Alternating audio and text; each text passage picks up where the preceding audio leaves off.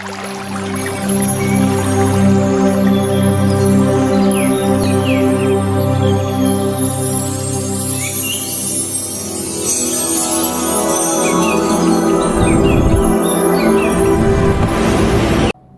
കാൽവരിയിലേക്ക്.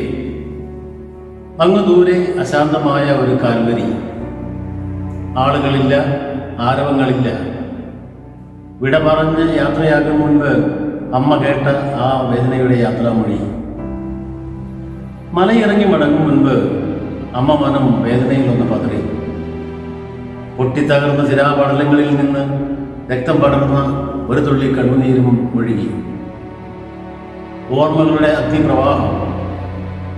അന്ന് പറന്നു വന്ന ദേവദൂതൻ മുതൽ ഇന്ന് മലമുകളിൽ അവസാന ചിത്രം വരെ വേദന നിറഞ്ഞ ഓർമ്മകളുടെ ഒരു തിരനോട്ടം പോലെ.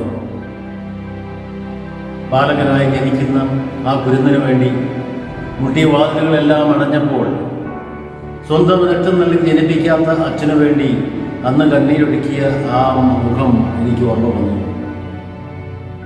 അറിയാത്ത വേറേതോ ലോകത്തു നിന്ന് പൊതിഞ്ഞ കിഴിക്കെട്ടുകളുമായി കിരീടധാരികൾ എത്തിയതും ഒരിക്കലും കാണാത്ത ആ നക്ഷത്രം ഇന്നിൽ തെളിഞ്ഞതും ഇന്നിൻ്റെ തീരാത്ത ഈ വേദനയ്ക്ക് വേണ്ടിയായിരുന്നു.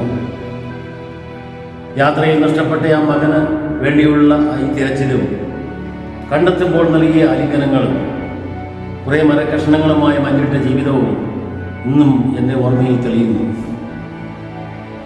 പാവങ്ങളുടെ കണ്ണീരൊക്കെ നടന്നതും കീറിയ വലയിൽ മീൻ നിറച്ചു കൊടുത്തതും സ്നേഹിതൻ്റെ കല്ലറയിൽ കണ്ണീരൊഴുക്കിയതും ഇന്ന് ഞാൻ ഓർക്കുന്നു, എല്ലാം വേദനയോടെ.